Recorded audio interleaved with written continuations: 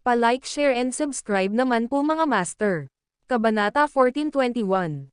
Sa pagtingin sa kanyang mga umaatake, si Levi ay nagpakawalan ng ngiti. To be honest, I have no idea how strong I am after my transformation. Kung nagkataon, matutulungan mo akong malaman. Sana mabuhay ako. Sa katunayan, inaabangan ko ang paglalagay ng takot sa inyong mga puso. Matapos bigyan ng panibagong tingin ang nagkukumpulang mga kaaway, walang takot na sinugod sila ni Levi na ikinakaway ang kanyang bandila sa kamay. Nang makita ni Prince William ang eksena mula sa malayo, umiling siya. Hindi ko maintindihan kung bakit pinili niyang sumama. Kahit inaasahan ko na, hindi ko pa rin gets. Ano sa tingin mo? Tumingin siya kay Kuro Dragon. Natawa si Kuro Dragon, iyan ang resulta ng brainwashing. Bata pa lang sila, nakatanim na sa kanila ang lumaban at mamatay para kay Erudia. Sa totoo lang, ang mga lalaki ay hindi naiiba sa mga makina. Kahit na si Kuro Dragon ay isang Erudian, hindi niya kailanman mauunawaan ang kahulugan ng tungkulin at pagmamalaki ng isang tao sa kanilang bansa. Iyon ang dahilan kung bakit niya pinagtaksilan si Erudia. Haha, ang daming idiot, sigaw ni Prince William. Mula sa kanilang pananaw, hindi na kailangang magpadala ng Erudia ng sinuman. Hindi ba't tungkol lang sa pagmamataas ang lahat? May halaga ba ang pagmamataas? Iyon ang pagkakaiba nila sa mga Erudian. Habang nasasangkot ang karangalan ni Erudia, handang magbuwis ng buhay ang bawat isa sa mga makabayang mamamayan nito para protektahan ito. Ang mga Erudian ay walang takot at hindi kailanman nagkaroon ng sinumang tumalikod. Ang taktika na ito ay maaari lamang ilapat laban sa mga Erudian. Walang kwenta laban sa ibang bansa, komento ni Kuro Dragon habang pinapanood ang pag-usad ng labanan. Na-curious ako na makita kung gaano kalakas ang Crown King. Gayunpaman, kamatayan lamang ang naghihintay sa kanya sa pagtatapos ng labanan. Kumpiyansa si Kuro Dragon sa tagumpay dahil masinsinan niyang pinagsama ang buong plano. Pagkatapos ng lahat, siya ay nakakalap ng higit sa 1,000,000 piling mandirigma, na sa kanyang sarili ay isang hindi maisip na gawain. Kahit na ang milyong mga lalaki ay mga ordinaryong lalaki papatayin ni Levi, ang kanilang dami lamang ay mapapagod sa kanya. Aabutin siya ng mga araw upang madaanan ang mga ito at malamang na masira ang kanilang mga espada sa daan. Higit pa rito, hindi ito kukunin ng mga lalaking iyon ng nakahiga. Sa halip, sinusubukan nilang patayin ka sa parehong oras. Hindi binanggit ang mga milyong lalaking ito ay itinuturing na pinakamahusay sa mga piling tao, na katulad ng mga sobrang sundalo. Kahit gaano kakalakas, mapapagod ka lang nila. Gayunpaman, hindi lang gusto ni Kuro Dragon na mapagod si Levi, sinikap niyang patayin si Levi.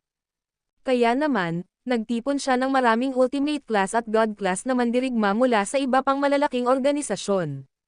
Sa tulong ni Razornia at Kirea, kinuha niya ang lahat ng Ultimate Class Warriors na nagtatago sa loob ng Bayview, Nobela. Sa lahat ng ito, ang mga Ultimate Class Warriors na ito ay nagtago sa mata ng publiko. Gayunpaman, binayaran sila ng isang magandang sweldo upang ipakita ang kanilang sarili at patayin si Levi.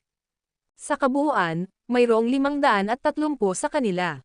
Kung tungkol sa mga mandirigma ng klase ng Diyos, mayroong higit sa 10,000, habang ang mga mandirigma ng klase ng Hari ay may bilang na 100,000. Ang mga natitirang mandirigma ay mga elite din sa kanilang sariling karapatan. Upang harapin ang isang mapangwasak na dagok kay Erudia, ang kanyang mga kaaway ay walang ipinag-uutos na sundin sa kanilang paghahanap para sa tagumpay. Pagkatapos ng lahat, ang kabiguan ay hindi katanggap-tanggap. Gayunpaman, alam ng lahat kung ano ang ibibigay na resulta kung gaano ito isang panig. Pagkatapos ng lahat, natisod si Levi sa kamatayan. Hindi lang kailangan niyang harapin ang 1,000,000 piling mandirigma sa loob ng 6 na oras, ngunit kailangan din niyang maabot ang tuktok ng Mount Draco at magtanim ng bandila ni Erudia doon. Walang paraan na magagawa niya ang gawain. Samantala, ang mga Dragonites at lahat ng iba pa kay Erudia ay nababatid ang imposibilidad ng kanyang pagsisikap. Sa kabila ng pagiging araw kamakailan lamang, mukhang panandalian lang ito. Ang plano ng Avengers ay perpekto dahil na-checkmate nila si Erudia. Isang tao laban sa 1,000,000. Ang sinumang nasa sapatos ni Levi ay matatalo ng kawalan ng pag-asa. Ang video na ito ay edited by Herban TV. Kabanata 1422.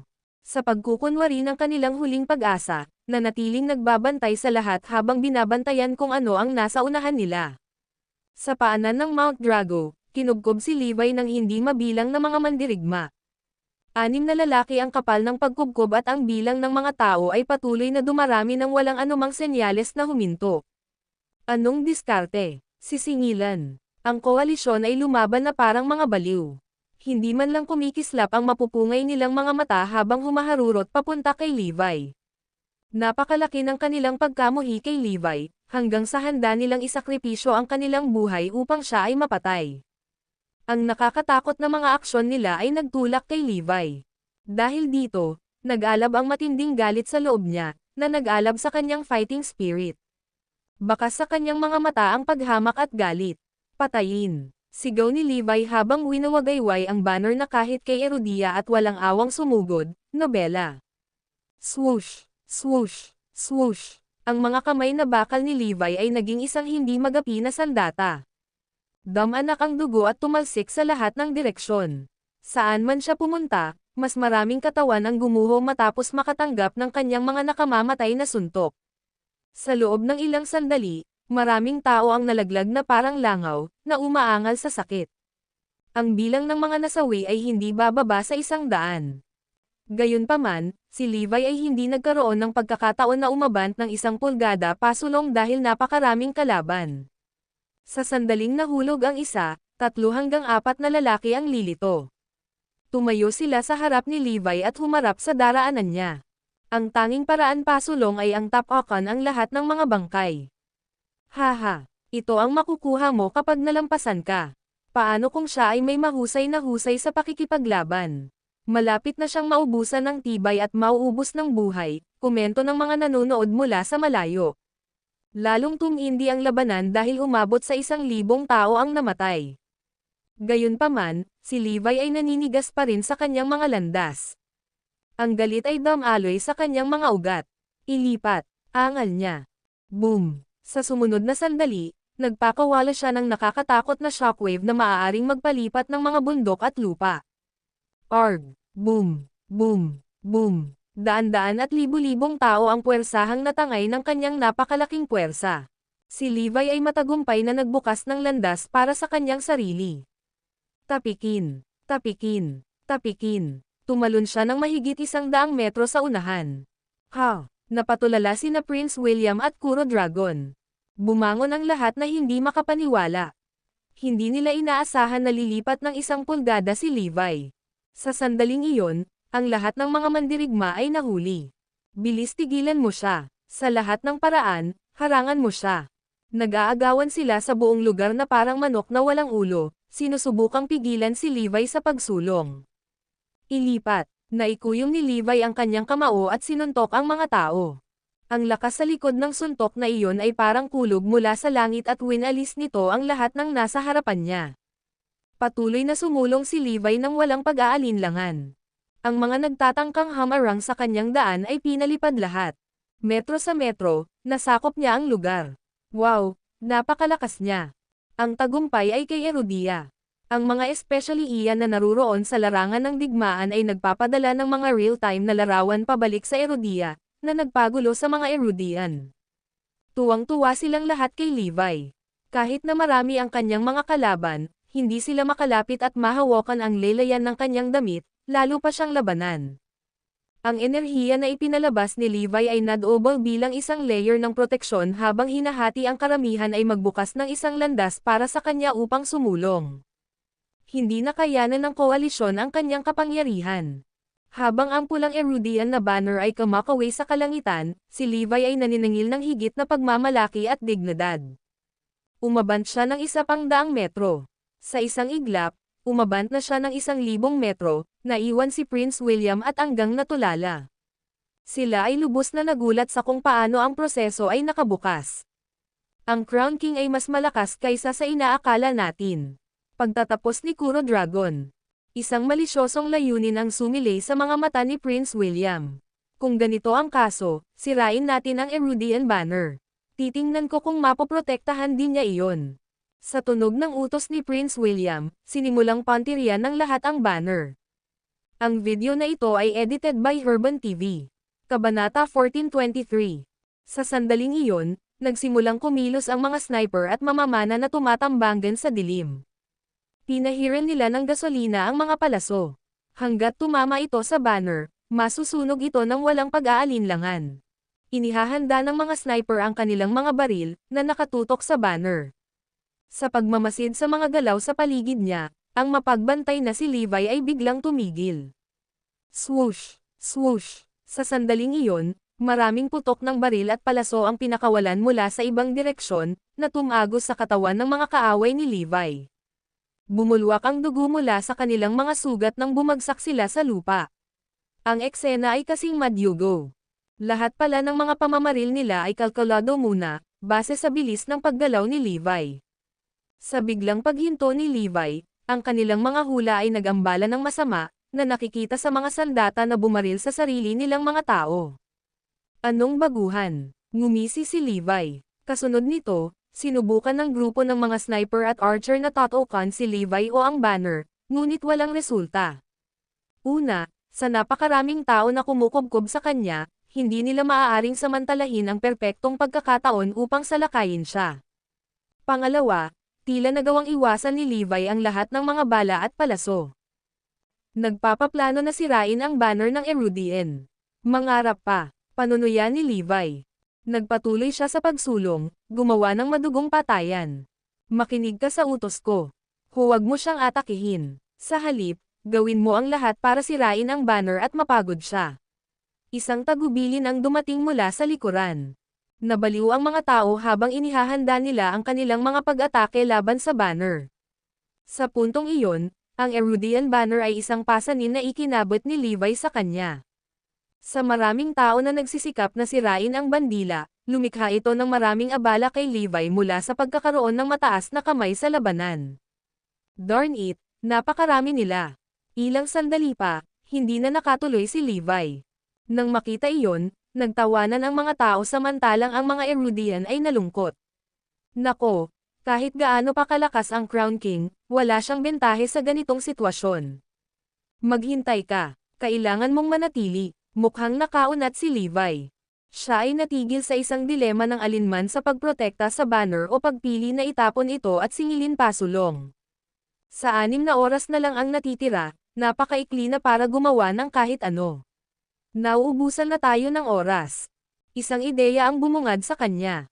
Kaagad, bitbit ni Levi ang banner sa kanyang likod. Determinado siyang baguhin ang kanyang mga taktika. Hindi ko kayang ipagtanggol ang ganito.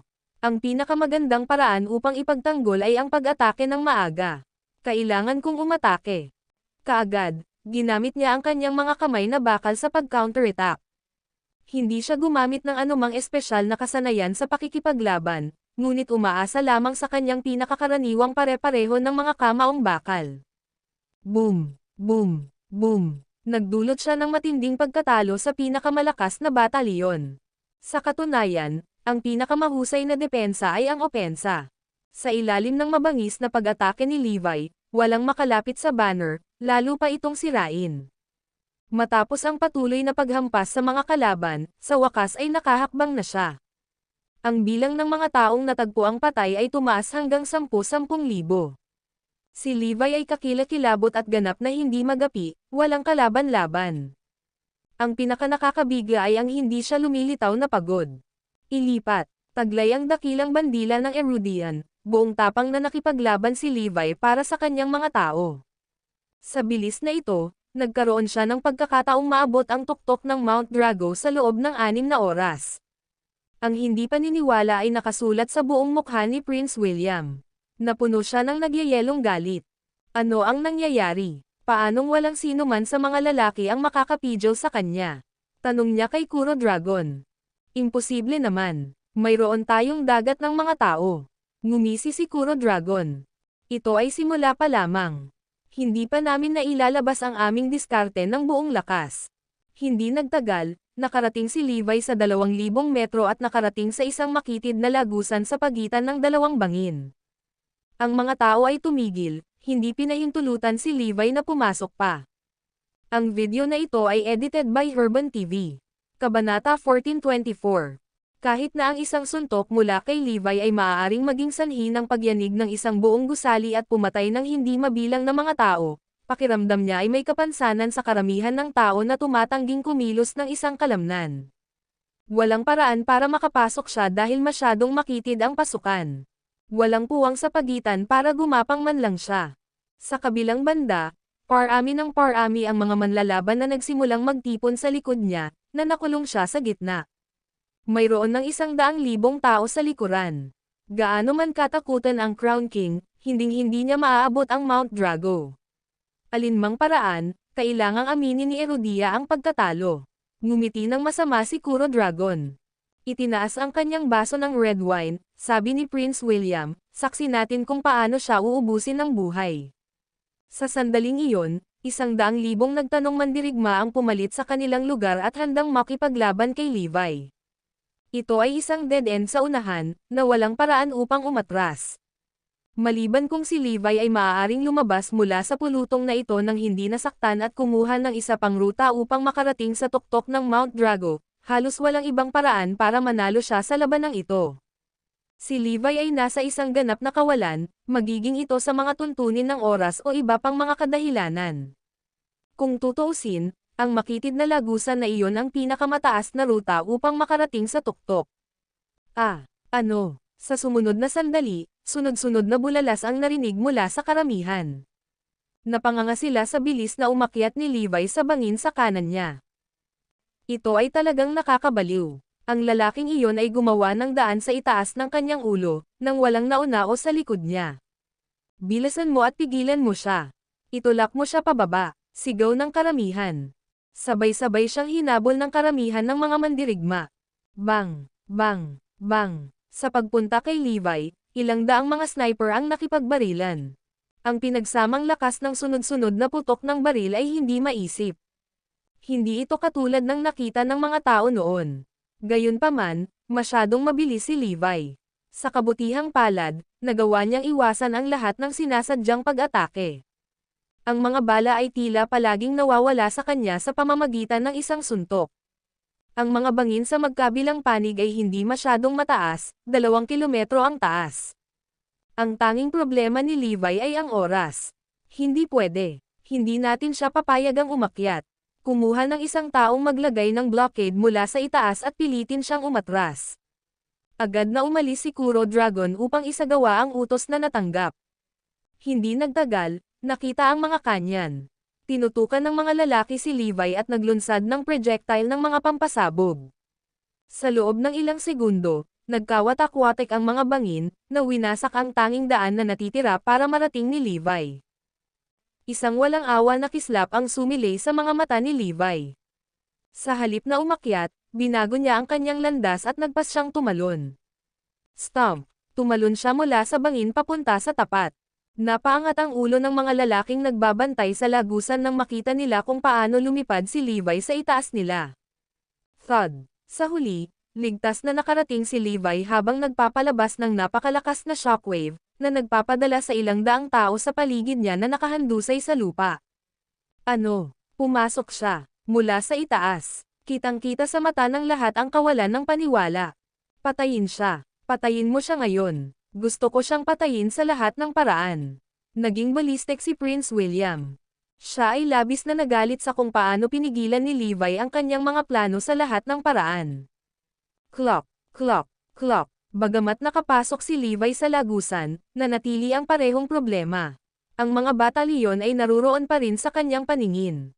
Kalahati oras na ang lumipas at medyo marami pa akong mararating sa tuktok.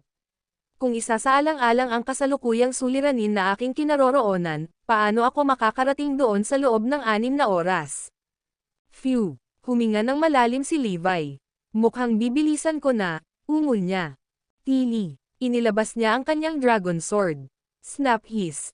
Ang sinag ng liwanag na nagmumula sa espada ay napakasilaw kaya't kailangan ng lahat na dulang sa kanilang mga mata.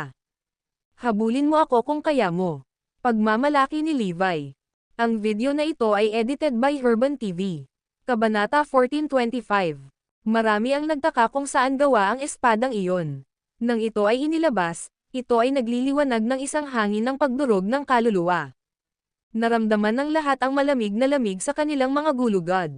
Ang mamamatay tao na layunin sa himpapawid ay sobrang matindi, na pinupuno ang kanilang mga puso ng sindek.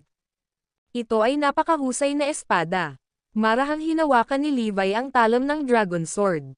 Nakuha ko yata. The best solution is to knock everyone down, ang sabi ni Levi habang inihahampas niya ang espada sa hangin.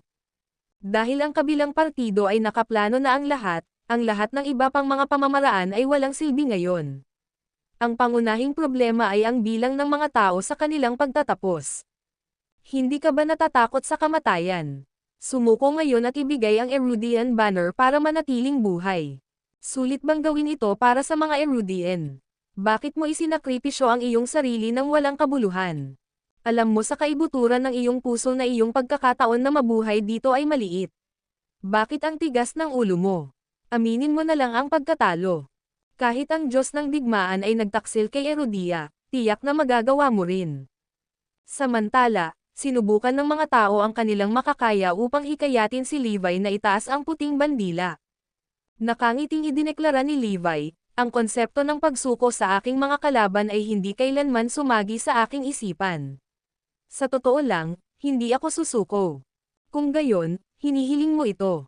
Nang masaksihan ang eksenang iyon, tumulo ang luha sa mga mukha ng mga Erudian. Ang malungkot na figurang iyon ay pasanang-pasanin ng isang buong bansa sa kanyang mga balikat. Kanino siyang anak? May asawa kaya siya? Tatay din ba siya ng iba? Siya ay hindi isang Diyos, ngunit isang tao lamang. Papatayin ko silang lahat. Sa paggunita sa kanyang sarili, itinapon ni Levi ang kanyang sarili sa kanyang mga kaaway laban sa lahat ng pagkakataon. Desidido siyang ilabas ang kanyang galit. Dati, masyado siyang nag-aalala at na-distract siya sa dami ng taong humaharang sa kanya. Ngayon, napagtanto niya na ang tanging solusyon para makarating sa rurok ay alisin ang lahat ng nasa paningin niya. Ang Dragon Sword ay umakma sa hindi kapani-paniwalang lakas ni Levi, na nagresulta sa isang kamangha-manghang pagganap. Sinugod niya ang karamihan at sinimulan silang salakayin na para bang siya ay si Hades mula sa impyerno. Ang kanyang presensya ay nagpapakita na ang katapusan ng mundo ay dumating na. Walang naiwang nakatayo. Ang epekto ng kanyang espada ay mararamdaman hanggang 14 na estado ang layo. Puff, swoosh, puff. Ang agresibong maniobra ni Levi ay nagdulot ng pagdanak ng dugo sa lambak, na namamatay sa buong lugar na pulang-pula. Ang bilang ng mga bangkay ay maaaring bumuo ng mga bundok. Ang sanguinary fights ay napuno ng dugo ang bawat pulgada ng lupa, maliban sa langit. Hindi napigilan, natarante si Levi, dahilan para manginig sa takot ang mga baliw niyang kalaban. Masyado siyang malakas. Sa pagharap sa brutal na Diablo, maraming tao ang natigilan. Hindi sila nang ahas na humakbang pasulong. Umalis ka na at hindi kita sasaktan. Babala ni Levi. Umalis. Sunod-sunod na umalis ang mga mandirigma sa lambak. Ano? How dare they walk away and escape? Patayin. Gusto kong mamatay ang lahat. Ang galit na si Prince William ay sumigaw. Swoosh, swoosh. Sa kalagitnaan ng kanilang pagtakas, ang mga tao ay binaril ng isang grupo ng mga mandirigma na lumapit sa kanila mula sa likuran. Balon ang lahat na ito ang kahihinatnan ng pag-alis sa labanan. Sabihin mo sa kanila na hinding-hindi mananalo si Levi dahil isa lang siyang ordinaryong tao na may kahinaan, utos ni Prince William. Samantala, si Levi ay pumatay ng 10,000. Ang lambak ay puno ng mga lalaking humahagulgol at humahagulgol sa paghihirap. Ang kinalabasan ay lampas sa inaasahan ng lahat. Karagdagang 200,000 tao, na naantala ng mabagsik na lupain, ay sumama sa batalyon. Gayunpaman, nabigo pa rin sila sa paglipol kay Levi. Tuloy lang. Nobela. Hakbang-hakbang, dumaan si Levi sa lambak at humakbang pasulong. Patuloy na gamitin ang diskarteng ito at umasa sa kapangyarihan ng pack. Ipunan ang kasing dami ng kakayanan ng lupain, utos ni Kuro Dragon. Muli, binahan ng mga hukbong mandirigma ang lugar. Iisa lang ang layunin nilang lahat, na ibagsak si Levi. Sabi ko na nga ba, hindi mo ako mapipigilan.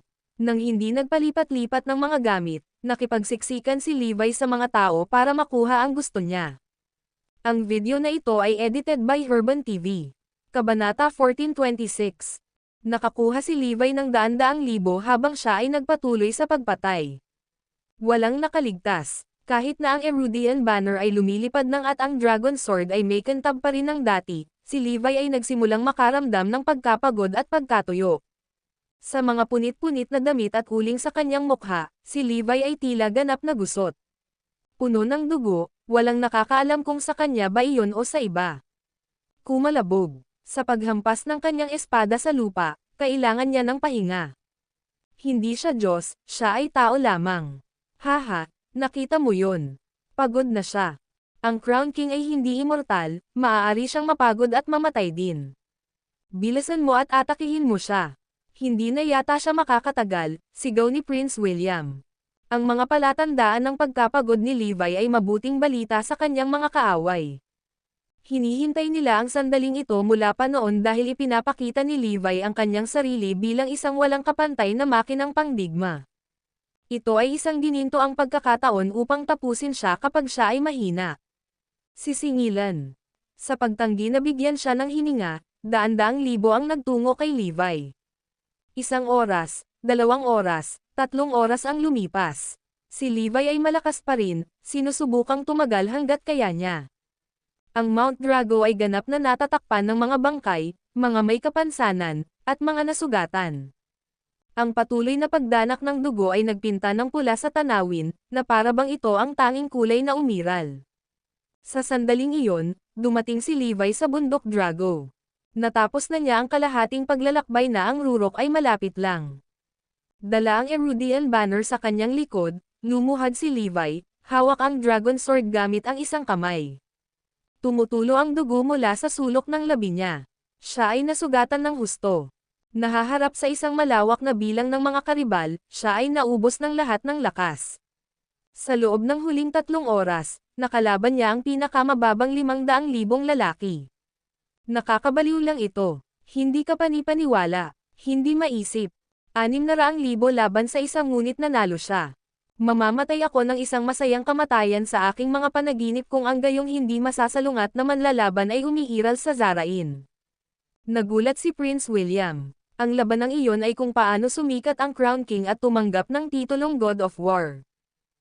Ang mga pagdududa na mayroon ang ilang mga tao noong pinasinayaan si Levi bilang Crown King ay nawala ng walang bakas matapos masaksihan ang paraan ng kanyang pakikipaglaban.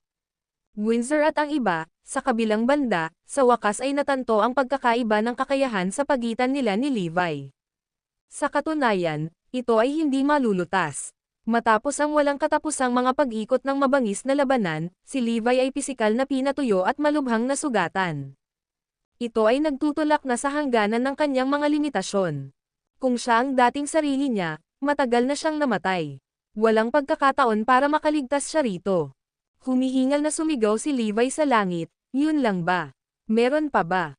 Kasunod nito, nagpatuloy siya. Mula sa malayo, nagpakawala ng masamang tawa si Kuro Dragon. Naubos na ng 600,000 tropa ang kanyang lakas. Nasa bingit na siya ng pagbagsak. Oras na para ilabas ang ating trump card. Naguguluhan, nagtanong si Prince William, sila ba ay mula sa Ultimate Class at God Class?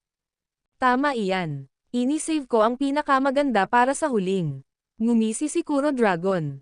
Napakasimple ng plano niya. Una, gumamit ng isang humongous na tropa para pasiglahin ang kanyang tibay. Pagkatapos, tapusin siya sa pinakamahuhusay na manlalaban. Sa kasalukuyan, ang mga plano ni Kuro Dragon ay tila nagbibigay sa kanya ng mga resulta na inaasahan niya. Ang diskarte ay nagbabayad. Biglang naramdaman ni Levi na may kakaibang nangyayari.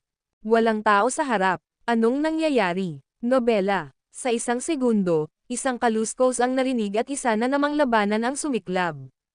Out of nowhere, daan-daang tao ang lumitaw sa harap ni Levi, na sinundan ng 10,000 sa likod nila. Mula sa aura na lumabas, napagtanto ni Levi na sila ang Ultimate Class Warriors at God Class Warriors, ayon sa pagkakabanggit. Kaya, ito ang makikita lineup.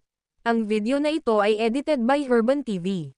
Kabanata 1427. Nagulat si Levi. Ito ay dapat ang pinakadakilang pagtitipon ng mga mandirigma, kasama ang napakaraming God Class at Ultimate Class Warriors sa isang site.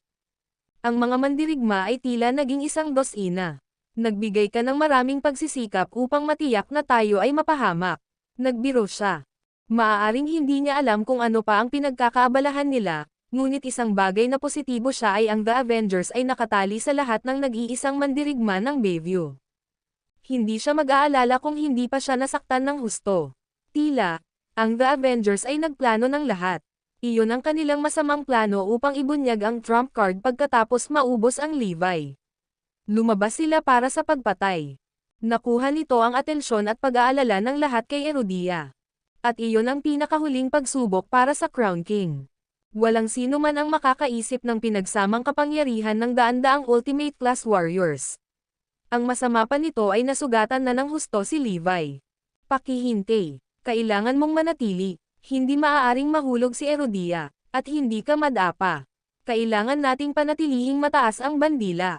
Ang mga tao ay naghihintay na may pidyo hininga, nagdarasal ng husto para sa isang himala. Sa sandaling iyon, ang mga mapanlinlang na mata ng daan-daang Ultimate Class Warriors ay nakatutok kay Levi. Ganyan ka na ng kalagayan. Sigurado ka bang gusto mo pa ring ituloy? Ililigtas ka namin kung susuko ka at magsusuzmo para sa iyong buhay ngayon. With your amazing powers, malayo ang mararating mo kahit sa ibang bansa. Maaari kang umani ng mas malaking pabuya kumpara sa nakukuha mo mula sa mga Erudian. Kaya tanggapin ang aming payo at ibigay ang bandila. Tumunog ang mga mandirigma, sinusubukang hikayatin si Levi na isuko ang kanyang laban. Ang pinuno ng Ultimate Class Warriors ay isang taong may dakilang kapangyarihan, mas malakas kaysa kay George, Nobela. Napatunayan mo na ang husay mo sa mundo, kaya oras na para huminto. Ano ang napakahusay tungkol kay Erudia? Maaaring ipagkaloob sa iyo ni Prince William ang lupa at karangalan, o kahit nahayaan kang manguna sa isang bansa. Hindi ba't mas mahusay kaysa sa mayroon ka ngayon? Hindi karapat-dapat na isakripisyo ang mga Erudian na iyon. Gusto mo ipasa ko sa'yo. Sa ibabaw ng patay kong katawan.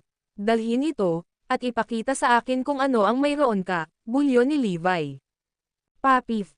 Agad na samuka ng dugo si Levi pagkatapos ng kanyang pagbibiro. Halatang-halata na siya ay lubhang nasaktan. Ha. Fancy na kinukutya kami kapag nasa pintuan ka ng kamatayan. Naghiyawan ang mga mandirigma. Tigilan mo na ang pag-aaksaya ng oras ko. Dalhin mo na, ganti ni Levi. Ikaw ang humihingi nito. Ang ulong mandirigma ay umungal at sumugod kay Levi. Boom! Parang bundok, bumagsak siya kay Levi. Clunk! Hinarang siya ni Levi gamit ang kanyang espada. Bitek! Basag! Ang napakabigat na bigat ay naging sanhi ng pag-crack ng lupa sa ilalim ni Levi, at nagsimula siyang lumubog dito. Sisingilan. Wham! Isa pang Ultimate Class Warrior ang sumugod para umatake. Isang suntok mula sa kanya, yumanig ang lupa. At mas lalo pang lumubog si Levi sa lupa. Bang! Isa pang Ultimate Class Warrior ang nagsimula ng kanyang pag-atake. Pow! Pumalakpak. Sunod-sunod na sumugod ang mga Ultimate Class Warriors para sumali sa pag-atake. Ito ay isang pambihirang pagpapakita ng kakilakilabot na mga kasanayan at lakas. Ang mga mandirigma ng klase ng Diyos ay nakatayong nanonood sa pagkamangha, alam nilang ito ay isang labanan sa labas ng kanilang liga. Halika! Umungol si Levi. Ang daan-daang mga Ultimate Class Warrior ay naglagay ng kanilang pinakamahusay na pagganap, at ang kanilang pinagsamang puwersa ay hindi maisip. Boom! Ang lupa sa ilalim ng mga paa ni Levi ay hindi makayanan ang matinding presyon na nasa ilalim nito, at bumigay, dinala si Levi. Ang mga ulap ng alikabok ay tumaas, na ikinubli ang tanawin ng mga nanonood. Sumilip sa maalikabok na ulap ay isang malaking bunganga kung saan nakatayo si Levi, at wala siya kahit saan. Hindi, huwag kang mamatay. Dapat kang manatiling buhay. Ang video na ito ay edited by Herban TV. Kabanata 1428. Nasa bibig ng mga Erudian ang kanilang puso, labis na nag-aalala para kay Levi. Sa kabilang banda, binasag ng tagay ng mga kalaban ang katahimikan. Si Levi ay nagdusa ng pagkawala sa kanyang buhay. Nazakit sa akin na pumatay ng isang kahanga-hangang kasamahan. Bumantong hininga ang ulong mandirigma. Nais niyang iligtas ang buhay ni Levi at sinubukan ang kanyang makakaya upang hikayatin si Levi na sumuko, dahil hinahangaan niya ang mga kasanayan ni Levi at mataas ang pagpapahalaga sa kanya. Pagkatapos ng lahat, si Levi ay isang bihirang talento. Sa kanyang nakakatakot na kakayahan, si Levi ay magiging isang kahangahangang karagdagan sa kanilang mga pagkakataon kung pumayag siyang sumali sa kanila. Gayunpaman, sa susunod na sandali, siya ay natigilan, at ang kanyang ngiti ay napawi. Literal na naramdaman niya ang lamig sa kanyang likuran, parang may kung anong malamig na pumasok sa kanyang katawan. Pagtingin niya sa ibaba, nakita niya ang isang espada na nakausli sa kanyang katawan. Isa itong gininto ang espada, at sariwang dugo ang umaagos sa talam nito. Nasaksak ba ako? Kailan dumating si Crown King sa likod ko? Nobela. Hindi ba dapat siya ay inilibing sa bunganga na iyon, tulad ng nakita nating lahat? Clunk. Bumagsak ang malote niyang katawan sa lupa, na ikinagulat ng lahat na naruroon. Patay. Nasaksihan ang sorpresang twist ng mga kaganapan, ang mga Erudian ay nagsimulang mag-abala muli. Buhay pa siya. May pag-asa pa para kay Erudia. Ang bundok Drago ay nababalot pa rin ng tumataas na alikabok, at limitado ang paningin. Sa ilalim ng takip ng manipis na ulap, inilunsad ni Levi ang kanyang pag-atake. Whoosh! Whoosh! Habang hawak ang kanyang Dragon Sword, mabilis niyang hinabol ang karamihan ng mga Ultimate Class Warrior, na nag-iwan ng mga tumalsik na dugo at hiyawan sa kanyang mga landas. Ang mga mandirigma ay nahulog tulad ng mga domino, at sa loob ng ilang minuto, higit sa 100 ang napatay. Nang sa wakas ay natauhan na ang iba pang mga mandirigma at napagtantong may mali, natulala sila. Hindi sila makapaniwala na napakalakas pa rin ni Levi matapos na maranasan ang lahat ng mga pinsalang iyon. Patayin. Hindi natin siya hahayaang makatakas. Ipinagpatuloy ng mga mandirigma ang kanilang pag-atake, hindi binibigyan ng pagkakataon si Levi na makatakas. Gayunpaman, walang intensyon si Levi na gawin iyon, dahil handa siyang salubungin sila ng direkta. Isa na namang matitinding bakbakan iyon na sinabayan pa ng nakakabinging hiyawan. Ang mga nasa Mount Drago ay parang nahuli sila sa isang lindol. Nagsisimula nang magpakita si Levi ng mga senyales ng pagbabago, dahil maraming dumudugong sugat ang makikita sa kanyang katawan, tao naman siya, kung tutuusin. Natapos ang round na may daan-daang nasawi, at ang mga nanatiling nakatayo ay nakatingin kay Levi. Sila rin, ay nagdusa ng mga pinsala, at nagsimula silang magtaka kung siya ay isang cyborg. Huwag kang titigil. Kailangan natin siyang patayin. Kung hindi, walang makakapidyo kay Erudia sa darating. Ang mga mandirigma ay sumigaw at lumipat kay Levi na parang isang grupo ng mga baliw. Marahang hinawakan ni Levi ang banner ng Erudian, at tila nagbigay iyon sa kanya ng panibagong lakas para ipagpatuloy ang labanan. Ang labanan ay lampas sa imahinasyon ng sinuman, at ang pagkawasak ay maihahambing sa resulta ng isang napakalaking pag-ikot ng pambobomba. Iyon ang kayang gawin ng kapangyarihan ng ilang daang Ultimate Class Warriors. Kasabay nito, isiniwalat nito ang nakakakilabot na husay ni Levi. Ang mabigat ay isang pagmamaliit. Daan-daang Ultimate Class Warriors ang lumaban sa isang tao, at isa itong malapit na laban. Si Prince William at Kuro Dragon ay nanginginig sa takot. Nawala na ang dati nilang kumpiyansa, at tahimik silang nanunood ng labanan, na mangha. Ang husay ng Crown King ay paulit-ulit na lumampas sa kanilang inaasahan. Bang! Wham! Boom! Ang kagubatan sa Mount Drago ay nasawi sa labanan, na flat at nag-aapoy. Clunk! Clunk! Isa-isang bumagsak ang mga Ultimate Class Warriors. Sa loob ng 20 minuto, walang taong nakatayo, dahil ang lahat ng mga mandirigma ay bumagsak sa lupa, patay man o nasugatan. At si Levi, siya. Ang video na ito ay edited by Urban TV. Kabanata 1429. Siya rin ay nahulog kasama ng lahat ng mga mandirigma. Bagamat nagawa niyang labanan ang karamihan, nagtamo siya ng malubhang pinsala. Siya ay naliligo sa dugo, kapwa kanya at ng kanyang mga kalaban. Ubo, ubo, ubo. Hindi niya mapigilan ang pag-ubo, at sa bawat pag-ubo, mas maraming dugo ang lumalabas sa sulok ng kanyang bibig. Ang matinding labanan ay nahati pa sa dalawa ang hindi masisirang Dragon Sword. Ito. 500 Ultimate Class Warriors ang natalo. At ito ay sa pamamagitan ng isang tao. Paano ito posible? Tao rin ba siya? Ang hindi paniniwala ay nakasulat sa buong mukha ni Prince William. Malapit na siyang masira sa kawalan ng pag-asa. Alam niya na ang hindi kapani-paniwalang tao ay tao lamang, isang karaniwang Erudian. Kahit na hindi si Levi, isa pang Erudian ang sasabak sa hamon.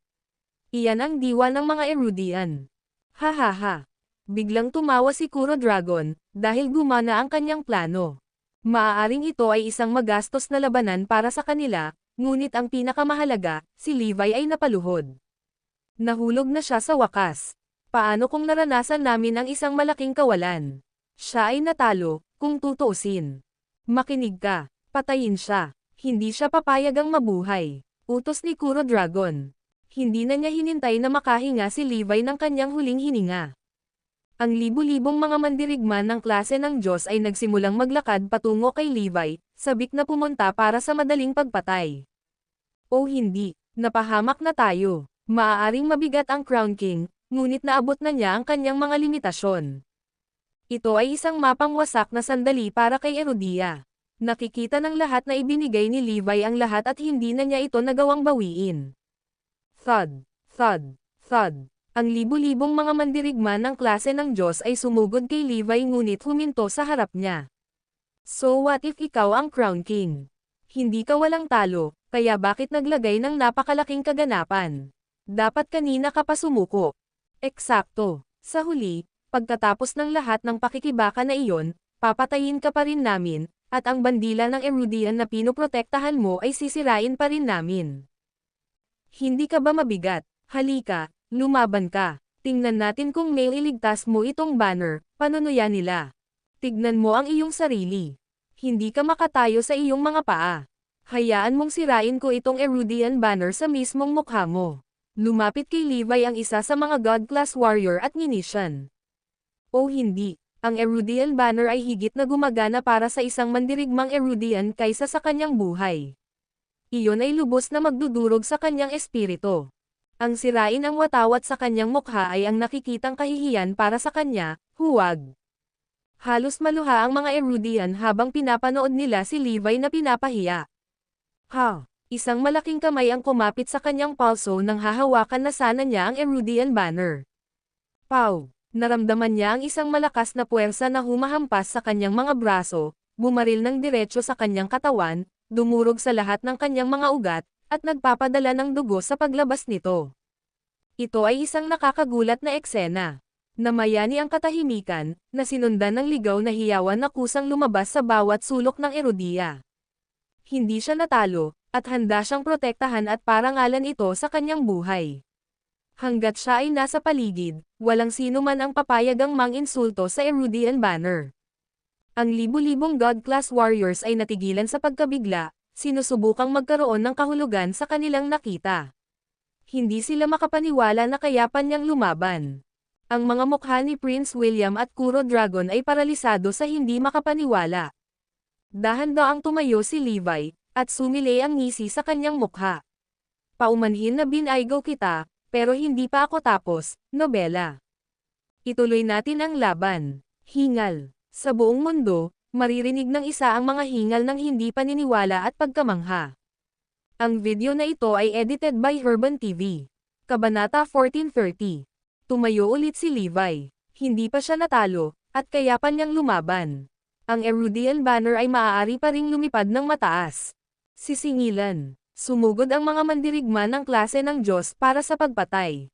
Mamatay. Naputol ang espada sa kamay, walang takot na lumapit si Levi sa kanila. Zap, zap, zap, boom, boom, boom. Nobela. Tulad ng isang nagising na hayop, isang hindi mapigil ang Levi ang sumugod sa mga kaaway. Ang mga God-class warriors na iyon ay walang kalaban-laban para sa kanya, at hindi nagtagal, marami na ang bumagsak sa lupa, nasugatan o namatay. Ang mga mandirigma ay nahuli ng mabangis na kontra-atake ni Levi. Ngunit sa kabila ng naunang malaking pagkawala, mabilis silang nakabawi, inayos ang kanilang porma sayon, at natrap muli siya. Matapos ang maraming round ng mabangis na labanan, si Levi ay pisikal na pinatuyo at malubhang nasugatan. Paulit-ulit siyang bumagsak sa kanilang malupit na pag-atake. Clunk! Nataman siya, nahulog sa lupa, at samuka ng dugo. Boom! Nako, malapit na siyang makatayo, makikipaglaban na naman. Thud, nahulog muli, at tumayo muli. Nagpatuloy ito, daan-daang beses na sana siyang bumagsak, ngunit sa bawat pagkakataon, gaano man siya kasakit o pagkapagod, pinipilit niyang bumangon. Sa oras na iyon, ang kanyang dragon mask ay nabahiran na ng pula, mula sa kanyang sarili at sa dugo ng kanyang mga kalaban.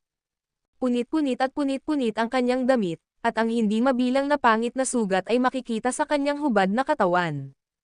Ang kanyang hindi nababaluktot na paghahangad ay nagpapanatili sa kanya at nagbigay daan sa kanya upang magpatuloy sa labanan. Sa bawat pagbagsak niya, dumudugo ang puso ng mga Erudian para sa kanya. At sa tuwing tatayo siyang muli, pumapatak ang kanilang mga luha sa kanya. Siya ay tao lamang, isang ordinaryong tao, ngunit ang kanyang pag-ibig para kay Erudia ay nagdulot sa kanya na huwag pansinin ang mga hindi mabata na pagdurusa at inilabas ang kanyang mga kapangyarihang parang Diyos. Ang resulta ng kanyang patuloy na pakikipaglaban ay ang libu-libong God-class warriors ay naalis lahat. Wala siyang iniwan na nakatayo sa kanila. Habang si Levi ay tumayo upang pagmasdan ang kinahinatnan, ang kalangitan ay nagdilim, at ang ulan ay bumuhos sa mga agos, na umambon sa buong bundok Drago. Si Prince William at Kuro Dragon ay nagulat ng hindi masabi. Hindi sila makapaniwala na hindi napigilan ng libu-libong God-class warriors ang isang malubhang nasugatang Levi. Siguradong hindi siya tao.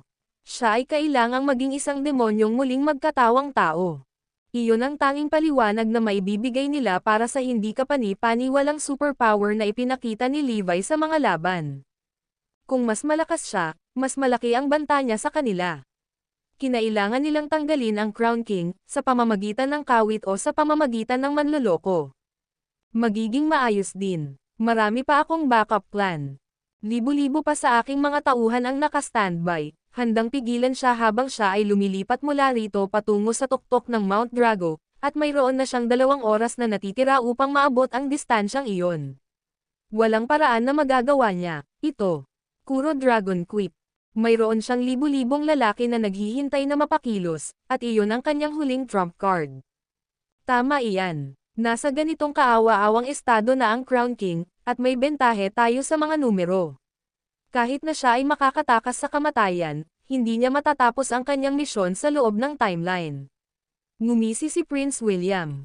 Ipinagpatuloy ni Levi ang kanyang paglalakbay patungo sa taluktok ng bundok, at nang marating niya ang gilid ng bundok, ang sumalubong sa kanya ay mga pulutong ng mga tao na nagsisiksikan sa kanyang dinadaanan. Ito ay isang kamangha-manghang tanawin. Ang mga lalaki ay magkabalikat, at ang mga tao ay umabot hanggang sa taluktok ng bundok, hanggang sa maabot ng paningin ni Levi. Napailing na lang si Levi sa hindi makapaniwalang bamantong hininga. Hindi siya nakatitiyak na malalampasan niya ang huling hamon na ito, dahil pakiramdam niya ay napurol ang kanyang sentido, ang kanyang katawan ay itinutulak ng lampas sa limitasyon. Napakaraming lalaki, at ang dami ay maaaring maubos siya sa kanyang huling onsa ng enerhiya. Zoe, Evie, Inay, at ang aking kapatid na pangkat. Nawala sa kanyang isipan ang mga alaala ng lahat ng taong mahal niya, at iyon ang nagbigay sa kanya ng determinasyong lumaban. Hindi ako ma-fall. Kailangan kong mabuhay para makita ang aking ina, ang aking asawa, ang aking anak na babae, at lahat ng aking pinagkakatiwalaang mga kaibigan. Kailangan kong itaas ang Erudian banner. Sa pangakong iyon, mahigpit siyang kumapit sa banner ng Erudian sa isang kamay, at habang nasa kabilang kamay ang kanyang putol na espada, sumigaw siya, sisingilan. Hindi kailanman babagsak si Erudia. Si Levi ay muling nabuhayan, at ang pagbuhos ng ulan ay hindi nakapagpapahina sa kanyang espiritu habang siya ay bumubulusok sa karamihan. Ang video na ito ay edited by Herban TV. Kabanata 1431. Oh my gosh! Hindi ito kapanipaniwala. Ito ay isang himala. Saan ang kanyang limitasyon? Karapat-dapat ba si Erudia sa kanyang sakripisyo? Sa buong mundo, ang mga tao ay natarante sa kanya. Maging si Levi ay nagtanong sa kanyang sarili ng parehong mga katanungan, ngunit wala siyang ganap na sagot sa mga ito. Basta alam niya na iyon ang kanyang tungkulin, ang layunin ng kanyang pag-iral. Ang labanan na ito ay mas mahirap kaysa sa lahat ng nakaraang labanan, sa kabila ng katotohanan na ang mga lalaking ito ay hindi gaanong mahusay. Nahirapan si Levi na lampasan sila at napakabagal ng pag-unlad. Sa kanyang mahinang kondisyon, kahit isang karaniwang tao ay madaling masugatan siya. Gayunpaman, nagpatuloy si Levi. Hindi mo ako mapipigilan. Siya ay umungal, habang tinitiis niya ang kanilang pag-atake at lumaban, na nag-iiwan ng bakas ng dugo sa likuran niya. Hindi napapansin ni Levi ang pagkawala ng dugo, mga pinsala, at sakit. Hakbang-hakbang, inakyat niya ang bundok, ang isip niya ay nakatuon lamang sa isang bagay, ang maabot ang rurok. Tigilan mo siya, ang daming walang kwentang tanga. Patuloy na pinipilit ni Kuro Dragon ang kanyang mga tauhan, sinisigawan silang ibaba si Levi. Galit din si Prince William, habang pinapanood niya si Levi na mabagal ngunit siguradong umaakyat. Ipinagpatuloy ni Levi ang kanyang laban, papalapit sa kanyang destinasyon, sa kabila ng pisikal na pinsala. Thud. Pagkatapos ng isang partikular na mabangis na pag-atake, si Levi ay mahinang bumagsak sa lupa, at ang mga tao ay naghiyawan. Arg! Bigla silang nakarinig ng malakas na ungol at nakita si Levi na lumundag sa hangin, pinalipad ang lahat ng nakapaligid sa kanya sa lahat ng direksyon. Si Levi ay naging mas walang humpay sa kanyang pag-atake, at ang ilan sa kanyang mga kalaban ay nagsimulang matakot na lumayo sa kanya. Muli, si Levi ay binugbog sa lupa ng maraming beses, ngunit sa bawat oras na siya ay nakabangon muli. At sa pagkamangha ng lahat, tila bumabalik siya ng mas malakas pagkatapos ng bawat pagbagsak. Hindi napagtanto ng kanyang mga kalaban na ito ang espesyal na katangian ng kanyang husay. Sa bawat pagkatalo, nakakakuha siya ng panibagong pagsabog ng enerhiya at motibasyon.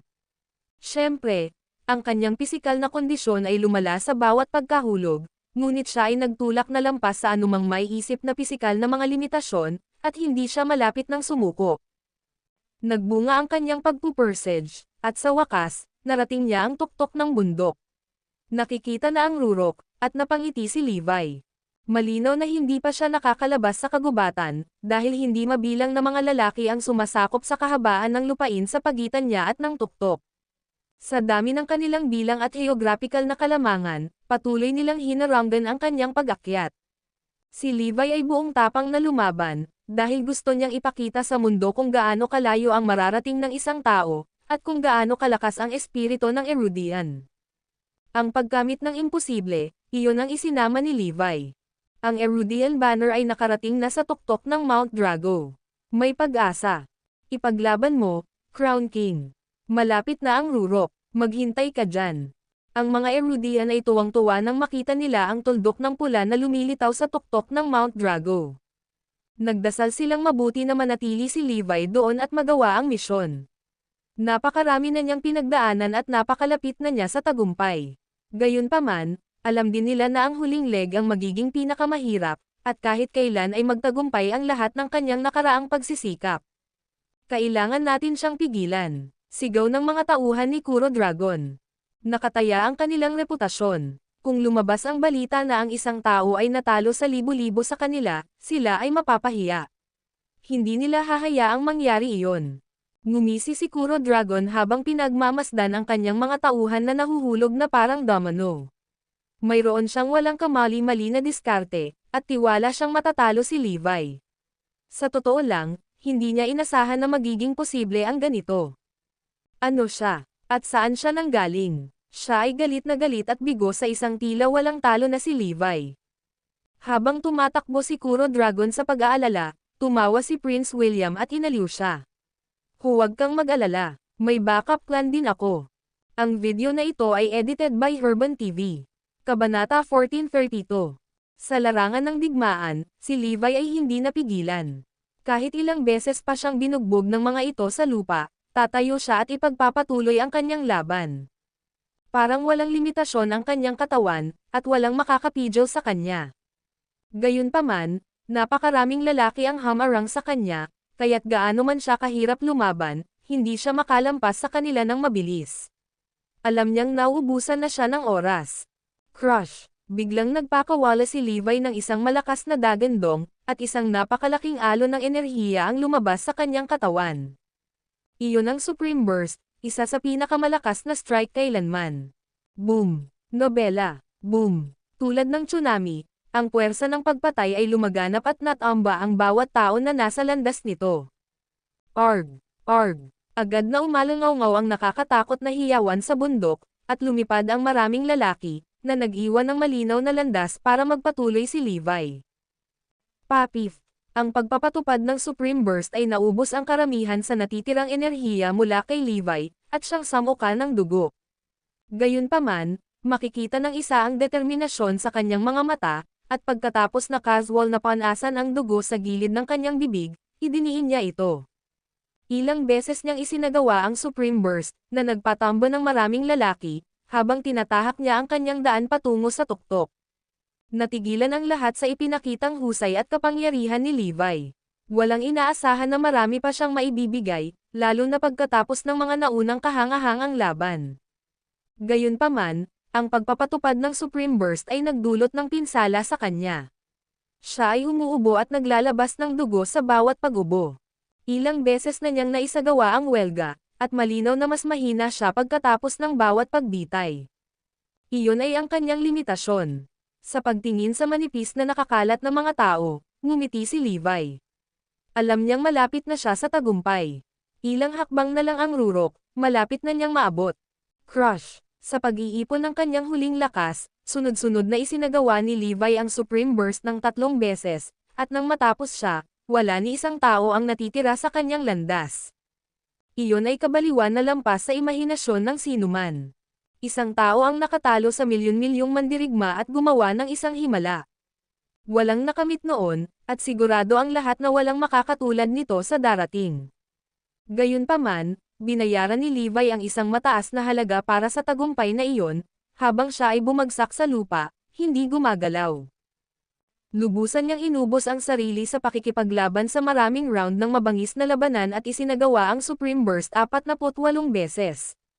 Kung hindi dahil sa surreal willpower na mayroon siya, mas maaga pa siyang bumagsak.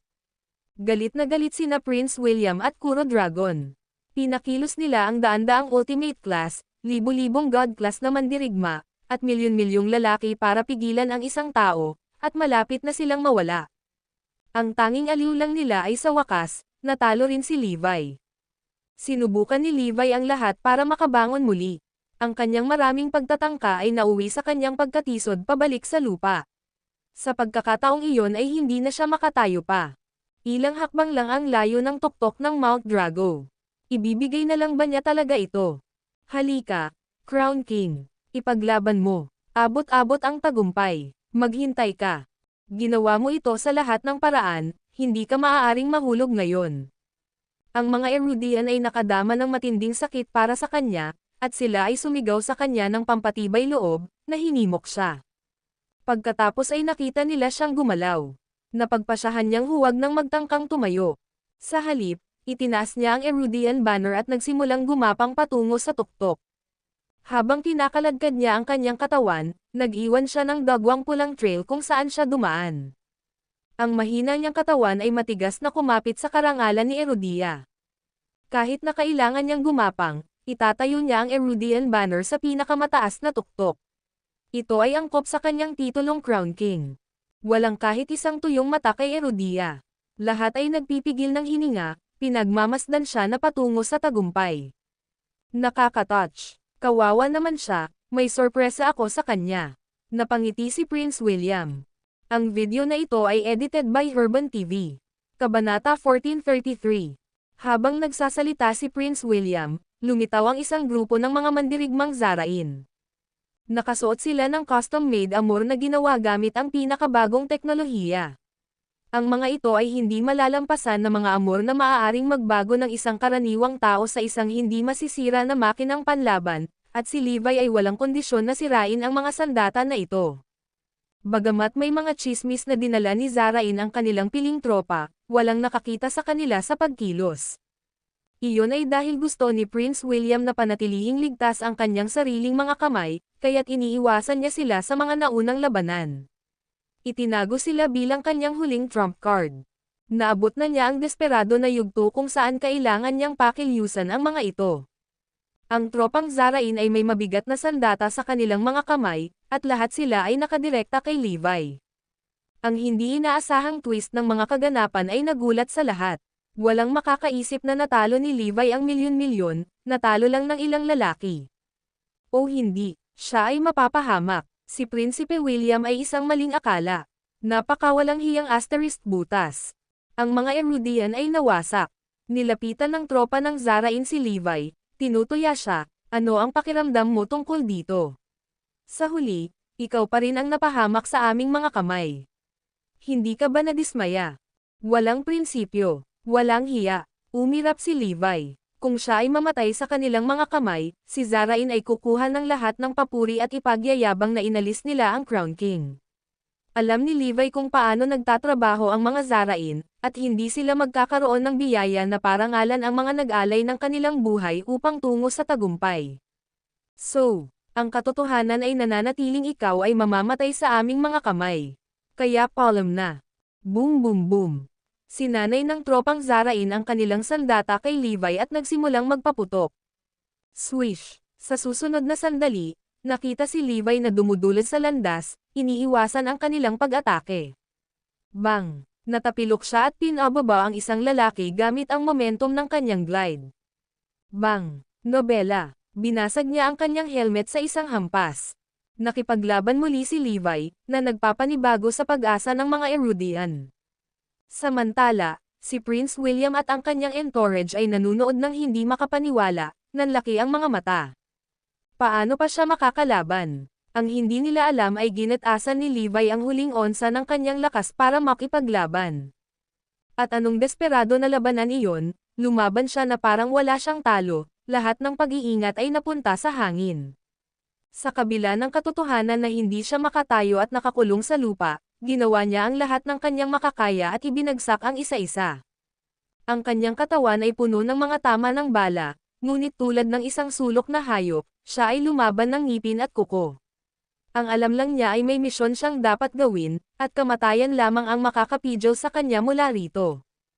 Ang huling labanan ay tumagal ng ilang oras. Clunk! Sa wakas, nahulog sa lupa ang huling tropa ng Zarain. Si Levi ay nasa lupa sa buong labanan, at pagkatapos ng masiglang laban, ang tanging makikita ay ang kanyang malata na katawan. Ang napakalaking putok ng baril ay umalis sa lugar na nababalot ng makapal na usok. Si Levi ay bumagsak sa mga tambak ng mga bangkay, hindi gumagalaw at puno ng dugo. Kahit na ang Erudian banner ay hindi na makikitang kumakawi sa hangin. So ito na ang katapusan. Si Prince William at ang kanyang mga sidekicks ay malawak na ngumiti ng mapagtanto nilang si Levi ay nakababa at hindi makagalaw.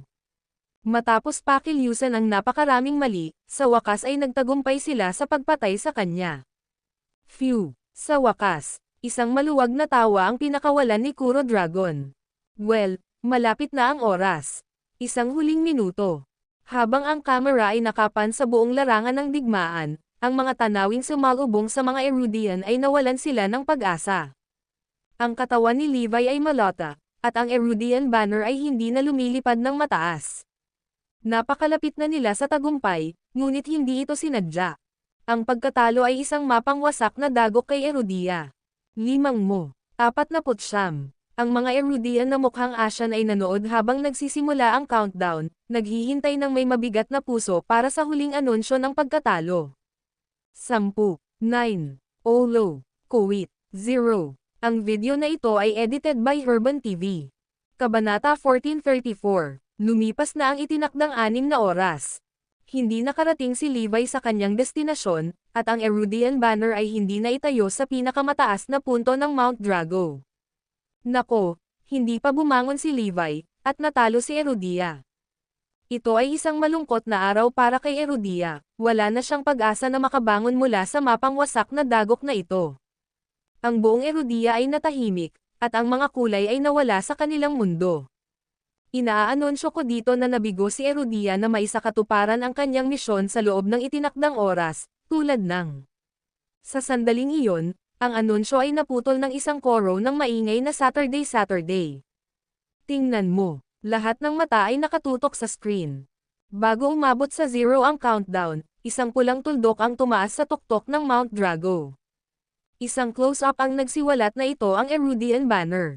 Ang playback ay nagpakita ng isang mahinang Levi na nakaladkad ang kanyang mahinang katawan, na nagpupumilit na tumayo. Dahan-daang itinaas ng lalaki ang dagwang banner at itinayo ito sa tuktok. Ang Erudian banner ay lumilipad ng mataas. At talagang nanalo si Erudia. Nanalo tayo. Nanalo si Erudia. I'm so proud to be a Erudian. Kaagad, sumabog si Erudia sa isang maingay na pagdiriwang.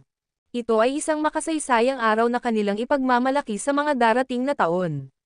Sa kabila ng katotohanang wala silang naiambag sa panalo, tuwang-tuwa ang mga Erudian. Nangangahulugan ang pagkapanalo sa labanang ito na itinaas ni Erudia sa katayuan ng isang superpower, at walang sino man sa Bayview ang maaaring i-dispute iyon. Bumalik sa Northampton, ang pamilya Lopez ay nasa isang masayang kalagayan. Maliban sa kanilang kaugnayan kay Erudia, ipinagdiriwang nila ang tagumpay ng Crown King, na nakita nilang tagapagtaguyod nila. Kung mas malaki ang kanyang mga nagawa, mas maliwanag ang kanilang mga prospect para sa darating na panahon. Si Prince William at Kuro Dragon ay nabigla. Akala nila nasasakop na nila ang lahat, ngunit nabigo sila. Hindi ko matatanggap ito. Namuhunan kami ng labis dito, ngunit nabigo kami, at nanalo siya. Galit na umuungol si Kuro Dragon. Ang kakuha ni Prince William ay labis ding nabugbog. Hindi ako labis na nabigo, lalo na't mabaigo nang. Hindi ko matatanggap ito. Angal niya. Walang silbi. Basura. Paanong hindi mapigilan ng 1,000,000 lalaki ang isang tao? Isang nakamamatay na tingin ang bumungad sa mga mata ni Kuro Dragon, at sumigaw siya, hindi ko kayang lunokan ang insultong ito. Hindi ko siya hahayaang mabuhay. Ako rin. Tatanggapin ko na si Erudia ay nanalo sa pangalan, nakakuha ng respeto ng marami, at nakaposisyon bilang isang superpower, ngunit hindi ko patatawarin ang Crown King. Hindi siya aalis sa lugar na ito. Inihagis ni Prinsipe William ang lahat ng pag-iingat sa hangin at nagutos, ihatid ang aking order. Bomba ang lugar at wasakin ang Mount Drago sa lupa. Ayokong makakita ng anumang natitira sa Mount Drago. Walang buhay. Ang kanyang nasasakupan ay nag-alinlangan at maamo na nagtanong, Prinsipe, ang ating mga tauhan ay nasa bundok Drago pa rin. Dapat ba nating utusan silang umatras muna? Wala tayong oras. Bomba lang ang lugar. Tumahol siya. Habang ang mga Erudian ay nagkikimkim pa rin ng pag-asa na makakabalik si Levi kay Erudia upang makiisa sa kanilang pagdiriwang, isang nakagigimbal na pangyayari ang nangyari. Rumble, rumble, rumble. Boom boom boom. Na-carpet bomb ang Mount Drago. Sunod-sunod na pag-ikot, walang humpay ang pambobomba. Malinaw na walang makakaligtas sa walang humpay na pambobomba na ito. Ang Mount Drago ay nasusunog at nasunog sa lupa. Ang kamakaway na banner ng Erudian ay wala kahit saan, at kahit na ang mga bato ay pinupukpok sa maliliit na pira-piraso, pabayaan ang mga marupok na katawan ng sinumang tao o hayop. Walang pagkakataong makatakas si Levi mula sa nakapipinsalang kapalarang iyon, dahil labis nilang pinuntirya ang sonang kinaroroonan niya.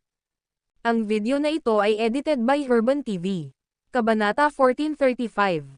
Ang Mount Drago ay sinira sa lupa, at ang apoy ay nag-alab na galit, na nabalot sa lugar na may makapal na usok at abo. Ang balita ay bumalik, na nagpapatunay kung ano ang alam ng karamihan sa mga tao, lahat ng buhay ay nalipol mula sa Mount Drago. Wala silang makitang bakas ng mga bangkay, dahil ang mga bangkay ay binomba sa pira-piraso at sinunog hanggang abo. Dapat ay isang araw ng pagdiriwang para kay Erudia, ngunit ito ay naging araw din ng pagluluksa. Nagdalamhati sila sa pagkawala ng isang dakilang Erudian. Kung si Levi ang nasa kanyang pinakamabuting kalagayan, ang publiko ay magkakaroon ng pag-asa na maaari niyang makita. Gayunpaman, pagkatapos ng mabagsik na labanan, siya ay nanghina at halos hindi na makatayo. Walang sino man ang nag-alinlangan na ginamit niya ang kanyang huling bit ng lakas upang itayo ang banner sa tuktok. Dahil sa kondisyong iyon, paano siya nakatakas sa walang humpay na pambobomba? Ang katotohanan, kahit mahirap tanggapin, ay ang Crown King ay namatay sa Mount Drago. Nagpadala si Prince William ng isang tropa upang maghanap sa paligid ng maraming beses, na naghahanap ng katiyakan na ang Crown King ay naalis na. Walang bakas ng katawan ni Crown King. Isang fragment lang ng Dragon Mask at bahagi ng sirang Dragon Sword ang nakita nila, at hindi nila nakuhang makuha ang Dragon Ring. Ito ay isang maliit na bagay, kaya malamang na nabugbog ito sa hindi nakikilalang mga fragment sa panahon ng pambobomba. Gayunpaman, sa pamamagitan ng paghahanap ng mga labi ng kanyang maskara at espada, ligtas nilang maisip na siya ay sumabog din. Patay na siya. Patay na ang Crown King. Nagkagulo ang mundo nang marinig nilang ibinalita ni Prince William na sumuko na ang lalaking nagpakita ng maladyos na galing. Lalong naging solemn na ang mood ni Erudia. Isa itong malaking dagok sa mga Erudian. Ang mga Dragonites ay nawalan ng pag-asa, dahil alam nilang hindi ito isa sa mga play act na pinagkonsaban ni Levi na gawin nila. Ang nangyari sa Mount Drago ay ganap na lampas sa kanilang kontrol, kaya't sila ay nakamasid lamang ng walang magawa habang nangyayari ang mga pangyayari. Nagsisisi akong pinayagan siyang pumunta doon. Tanggapin natin ang katotohanan. Siya ang nag-iisa. Mapalad si Erudia na magkaroon siya. Sa pamilya Lopez, ang mood ay nakapanlulumo, dahil ito ay isang double whammy para sa kanila. Hindi lamang nawala ng isang natitirang miyembro si Erudia, ngunit nawalan din sila ng isang makapangyarihang suporta, Nobela. Sa hindi niya malamang dahilan, si Zoe ay nakaramdam ng kakaibang bigat sa puso, na para bang may malaking pasanin sa kanyang dibdib. Nang marinig niya ang balita tungkol sa Crown King, naisip niya kaagad si Levi. Sabay na umalis ng bansa ang dalawa, at pakiramdam niya ay maraming kaina-hinalang pagkakatulad ng dalawang lalaki.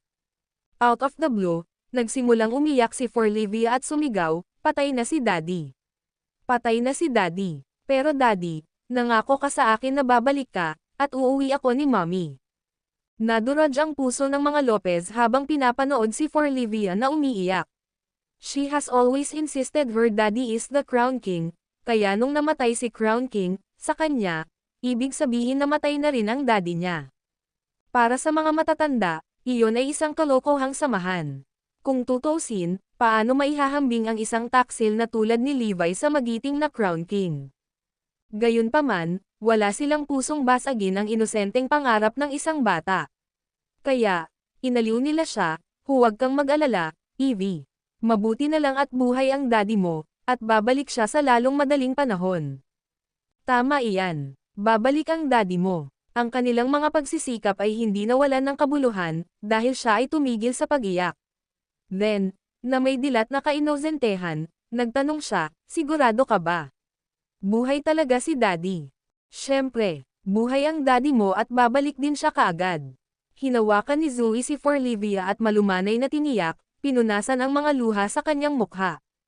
Mula sa pinakadulo ng silid, kinailangan ni Thierry at Judy na kumagat sa kanilang mga labi para pigilan ang kanilang mga luha.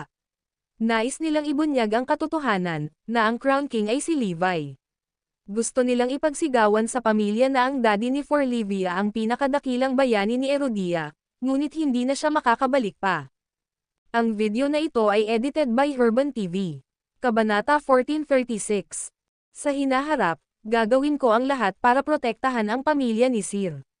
Sisiguraduhin kong mamuhay sila ng masaya at walang pakialam, na pinapanatili silang ligtas sa kapahamakan. At isasagawa ko ang kanyang mga tagubilin sa aking pinakamahusay na kakayahan. Lihim na nagdesisyon si Thierry, determinasyon ang nakasulat sa buong mukha niya. Maaaring nag-iingat siya kay Levi, o sa paghanga sa kanya noon, ngunit ngayon, ang paggalang na lamang niya sa dakilang bayani. Samantala, ang mga nasa The Calamity at mga taong tulad ni George ay nagpasya din na maghayganti sila para kay Levi. Nais ng Great Family of Westford na magtayo ng isang malaking monumento para sa Crown King sa Northampton. Napaka-unfair nito. Bakit kailangang mamatay ang isang bayaning tulad ng Crown King at magdusa ng ganoong kalunos-lunos na kamatayan? Hindi ba dapat ang mga taksil na tulad ni Levi ang higit na karapat-dapat sa kamatayan? Siguradong, kung maaari, malugod naming ipagpapalit ang buhay ni Levi para sa buhay ng Crown King. Ang mga Lopez at Black na pamilya ay nagalit sa kung ano ang hitsura nilang isang hindi patas na mundo. Taos-puso nilang hinihiling na si Levi na ang namatay. Si Zoe, habang nagdadalamati sa pagpanaw ng Crown King, ay nag-aalala rin para kay Levi. "Nasaan ka na ngayon? Kamusta ka? Ayos ka lang di ba? Bumalik ka agad, hinihintay ka namin ni Evie." Nagpadala si Erudia ng mga lalaki upang hanapin si Levi, ngunit sa kabila ng maraming pagtatangka, nabigo silang mahanap siya, na nagpapatunay sa kanilang takot. Wala siyang pagkakataong mabuhay. Sa internasyonal, sa 18 Nation Alliance, pinasyahan nila na pinili ng Crown King ng Erudia na magsisimula ng isang pagpatay dahil sa isang maliit na hindi pagkakaunawaan. Dahil dito, para protektahan ang mga inosenteng buhay, wala silang ibang pagpipilian kundi patayin siya. Ang internasyonal na pagkondena kay Erudia at Crown King ay mabilis at galit na galit. Inakusahan si Erudia na hindi makatwiran, at ang Crown King ay ipinakita bilang isang mapagmataas na tao na gustong dominahin ang Bayview. Hindi lamang isinakripisyo ni Crown King ang kanyang buhay, hindi makatarungang nakakuha siya ng masamang pangalan at lahat din ng sisihin. Napakawalandiya ni Prince William. At anong mapangahas na zarain. Ikinagagalit ng mga Erudian ang kampanya ng pamumura ng pangalan, dahil ipinagtanggol ng Crown King ang kanilang karangalan at pagmamalaki. Nobela. Ang internasyonal na pagbagsak ay isang magastos na suntok kay Erudia. Nagtagumpay ang plano ni Prince William, at natuwa siya. Nasiyahan sa The Avengers, binigyan niya sila ng isang kolonya. Ang Avengers ay mayroon ng 13 isla at isang malaking bahagi ng lupa. Sa sandaling matagumpay nilang maisakatuparan ang kanilang mga plano, nasa posisyon na sila upang ihinto ang malaking pagbebenta sa politika. Ngayong namatay na ang Crown King, wala nang makakapigil pa sa atin. Natuwa si Kuro Dragon habang ibinahagi niya ang magandang balita sa The Avengers. Lingid sa kaalaman ng The Avengers, sila ay tinitiktik at tina-target. Samantala, balisa at naagrabyado ang mga miyembro ng The Calamity.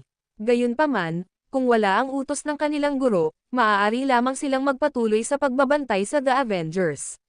Nanatili silang kumislap ng pag-asa na balang araw, makukuha nila ang utos mula sa guro na hinihintay pa rin nila. 3 araw na ang nakalipas mula noong labanan sa Mount Drago. Ang apoy ay namatay, at ang usok ay nawala. Ang natitira ay isang wasak na Mount Drago, na may nawasak at nasunog na lupa, na tinitingnan bawat pulgada kung ano ang magiging impyerno. Si Erudia ay nananalanggan pa rin para sa isang himala. Kung ang himala ay may kulay, ito ay magiging pula. Isang nasunog na poste ng bandila ang natagpuan sa mga guho, at tulad ng inaasahan, ang Erudian banner ay wala kahit saan. Walang pagkakataong nakaligtas si Levi, at ang pag-asa ni Erudia para sa isang himala ay nawala. Si Levi ay tao pagkatapos ng lahat, hindi immortal. Ang mga bala lamang ay maaaring pumatay sa kanya, pabayaan ang pagbomba ng carpet na iyon. Kahit gaano pa siya kalakas, hindi sila naniniwalang makakaligtas pa siya. Dahil dito, inihayag ni Erudia na ang Crown King ay patay na, at siya ay poproklama pagkatapos ng kamatayan bilang isang martir. Sa isang lugar sa isang desyerto na baybayin sa Kirea, isang batang babae ang namimitas ng mga alimango. Bigla siyang sumigaw, "Mommy, tingnan mo. May tao sa dagat." Ang video na ito ay edited by Herban TV. Kabanata 1437. Lumapit ang ina ng batang babae at isang nakakagulat na tanawin ang sumalubong sa kanya. Isang lalaki ang dahan-daang tumayo mula sa dagat, at siya ay puno ng dugo. Mabilis na sinunggaban ng ina ang kanyang anak at tumakbo palayo sa abot ng kanyang makakaya. Pumunta ang lalaki sa dalampasigan at tumalon sa dalampasigan, ninanamnam ang mainit na araw. Natatawang biniro niya, mukhang tumanggi ang Diyos na tanggapin akong muli. Ang lalaking iyon ay walang iba kundi si Levi. Oo, buhay siya. Ang himalang ito ay pawang salamat sa isang sinaunang kasanayan na tinatawag na River Zero, na natagpuan niya sa isang aklat noong nasa kulungan. Ang sinaunang kasanayang ito ay hango sa pagsikat ng Phoenix. Ang isang Phoenix ay nakakakuha lamang ng bagong buhay sa pamamagitan ng pagbangon mula sa abo. Sa katulad na paraan, itinuro ng River Zero, ang isa kung paano makakuha ng lakas mula sa pagkawasak, mas malaki ang pinsala, mas malaki ang pakinabang. Ang kasanayang iyon ang kailangan ni Levi sa mabangis na labanan sa Mount Drago. Sa ilalim ng matinding mga kondisyon, nagawa niyang gawing perpekto ang mga kasanayan, at ang kanyang kagalingan ay lubos na pinahusay bilang resulta ng malupit na pagdurusa na kanyang pinagdaanan. Ang carpeted bombing ay ang pinakasukdulang pagsubok sa kanyang karunungan, at siya ay pumasa ng may matingkad na kulay, na nagligtas sa kanyang sariling buhay. Siyempre, Kahit na may kasanayan sa sinaunang kasanayang iyon, may limitasyon kung gaano kalaki ang pinsalang maaaring makuha ng katawan ng tao. Kung ang katawan ay sabog sa maliliit na fragment, ang sinaunang kasanayan ay walang silbi. Dahil dito, kinailangang pasalamatan ni Levi si Jonas para sa baluti na iniregalo niya sa kanya. Ang baluti na iyon ay nagpoprotekta sa kanyang katawan mula sa malaking pinsala sa panahon ng mga laban. Bagamat hindi nito kayang iwasan ang mga sugat sa kanya, nagawa nitong mapanatili ang kanyang katawan sa isang piraso. Iyon ay nagbigay kay Levi ng pagkakataon na gamitin ang sinaunang kasanayan upang mapahusay ang kanyang lakas. Kung wala ang baluti, napahamak siya. Sa kasamaang palad, ang baluti ay tuluyang nasira sa ilalim ng walang humpay na pambobomba.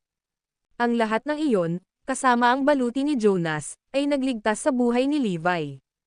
Bagamat nakaligtas siya sa mga sakuna na labanan, ang kanyang katawan ay naputol ng husto. Maraming mga sugat sa kanya na nangyayari ng oras upang maghilam. Pagkatapos ng maikling pahinga, nagmamadaling umalis si Levi sa dalampasigan. Alam niyang magkakaproblema siya kung matunten siya ng kanyang mga kalaban. Maaaring nakakuha siya ng higit na lakas, ngunit sa kanyang mga pisikal na pinsala, hindi niya magagamit ang kanyang bagong nakuhang kapangyarihan. Pinili ni Levi na magpagaling kay Kirea dahil alam niyang ang pinakadelikadong lugar ay magiging pinakaligtas din. Hindi akalain ng kanyang mga kalaban na siya ay nasa ilalim mismo ng kanilang ilong. Sa sandaling siya ay tumira sa isang ligtas na lugar ng pagtataguan, kinuha ni Levi ang kanyang dragon ring at maingat na nilinis ito. Pagkatapos noon, hinugot niya ang Erudia banner at itinupi ito ng maayos bago itabi. Walang nakakaalam kung ano ang hitsura ng Crown King, kaya ligtas na gumaling si Levi sa Kirea. Nang marinig niya ang tungkol sa mga malisyosong paninirang puri na ikinalat ni Prince William tungkol sa kanya, nagalit siya. Sa kabilang banda, sa pamamagitan ng paggawa nito, binigyan din ni Prince William si Levi ng mga wastong dahilan para sundan sila sa hinaharap. Natawa si Levi nang malaman niya ang buong mundo ay napahamak na siya. Ito ay isang pagpapala sa disguise, dahil maaari niyang ipagpatuloy ang kanyang pagkakakilanlan bilang Levi. Ngayon, patay na ang Crown King, ngunit buhay si Levi. Paumanhin, kailangan kong maghintay ng kaunti, Evie at Zoe. Babalik ako sa iyo kapag gumaling na ako. Mahina niyang saad, nobela. Pagkatapos maglinis, humiga si Levi para magpahinga. Sa pisikal, siya ay napaka-drain at mahina. Napakahina na kahit isang pare ng mga God-class warrior ay masupol siya. Maaaring nakakuha siya ng mahusay na lakas, ngunit bago niya mabawi ang kanyang pisikal na fitness, ito ay walang silbi dahil hindi niya maisigawa ang katapangan na iyon. Minsan na niyang pinagdaanan iyon at wala nang hangad na maulit ang kasaysayan. Salamat na lang at walang makakaalam na nagpapagaling ako sa Kirea, lalo pat hanapin ako sa abalang kabisera na ito sa Stellar City. Sa pag-aakalang mayroon siyang walang tigil na pag-aayos, nakarinig siya ng katok sa kanyang pinto. Katok, katok, katok. Ito ay isang malakas at kagiat na katok. Hindi. Sandaling lumitaw ang pag-aalala sa mukha ni Levi. Ang video na ito ay edited by Herban TV. Kabanata 1438. Mabilis siyang nagtago sa likod ng pinto. Nako, kahit anong pwedeng magkamali, magkakamali. May nakatunten sa kanya. Sa malalang sugat na natamo niya, kahit na makatakas siya sa pinagtataguan ay hindi siya makakalabas sa Kirea. Sino yan? Ingat na tanong ni Levi. Walang sumagot, at tumigil na rin ang katok. F*6. Sa madaling salita, naramdaman ni Levi ang panganib at lumayo sa pinto. Boom! Sa sumunod na sandali, nakarinig siya ng malakas na pagsabog, at nawasak ang pinto. Basag! Basag! Kasabay nito, ang mga bintana ay napunit mula sa kanilang mga bisagra. May ilang lalaking nakaitim na sumugod sa silid at agad na pinalibutan si Levi. Pumunta ka sa impyerno. Umungol si Levi. Hahampasin na sana niya nang magsalita ang isa sa mga lalaki, huwag kang mag-alala, Crown King. Kami ay mula sa Great Family of Eastford. Ha? Ang dakilang pamilya ng Eastford. Nagulat si Levi. Oo, kami na. Bagamat ang Great Family of Eastford ay mula sa Erudia, ang aming abot ay malawak, at kami ay aktibo sa teritoryong dagat ng Raysonia at Kirea. Magkakaroon tayo ng unang kaalaman sa mga pangyayari sa teritoryo ng mga lugar na ito. Paliwanag ng lalaki, na tila pinuno nitong mga lalaking nakaitim, nobela. Marami nang narinig si Levi tungkol sa apat na dakilang pamilya. Ang pinakamaimpluwensyang pamilya ay ang Great Family of Frostford, na sinundan ng malapit na Great Family of Eastford. Ang dakilang pamilya ng Eastford ay dalubhasa sa mga gawaing dagat, at ang kanilang mga tauhan ay nakabase sa liblib at hindi kilalang mga isla. Ang kanilang mga aktibidad at kinaroroonan ay napakalihim na maaari pa nilang iwasan ang pagsubaybay sa satellite, na ginagawa nilang napakalakas at isang puwersang dapat asahan. Hindi kilala ni Levi ang dakilang pamilya ng Eastford at sa gayon ay hindi inaasahan na makikilala nila ang mga miyembro ng palihim na pamilyang ito dito sa Kirea. Bakit ka nandito? Tanong ni Levi. Iginagalang namin ang isang pangako sa isang matandang kaibigan, kaya naman, sinusubaybayan ka namin mula nang dumating ka kay Kirea. Sinundan ka namin nang tumakas ka mula sa Mount Drago sa pamamagitan ng ruta ng dagat. Mas malakas ka kaysa sa inaasahan namin, kaya nahirapan kaming sundan ang iyong track. Isang pangako sa isang matandang kaibigan. Natarante si Levi, iniisip kung sino ang matandang kaibigan na iyon. Sigurado siyang ang kaibigang iyon ay hindi isa sa mga Dragonites o isang Erudian. Inilagay ni Kirea ang buong bansa sa ilalim ng lockdown, kaya hindi maaaring magpadala si Erudia ng sinuman sa Kirea. Lingid sa kaalaman ni Kirea, ang Great Family of Eastford ay aktibo sa rehiyon, at pamilyar sa paligid, kaya madali nilang mabypass ang lockdown security. Ang utos ay para sa amin na bigyan ka ng buong suporta sakaling matagumpay kang makatakas mula sa Mount Drago. Hindi mo siya binaygo, dahil nagawa mong makalabas ng buhay. Mula sa sandaling ito, responsibilidad namin ang iyong kaligtasan, kaya isasama ka namin palabas, ng Kirea ngayon. Binabantayan ka na, kaya kailangan mo nang umalis.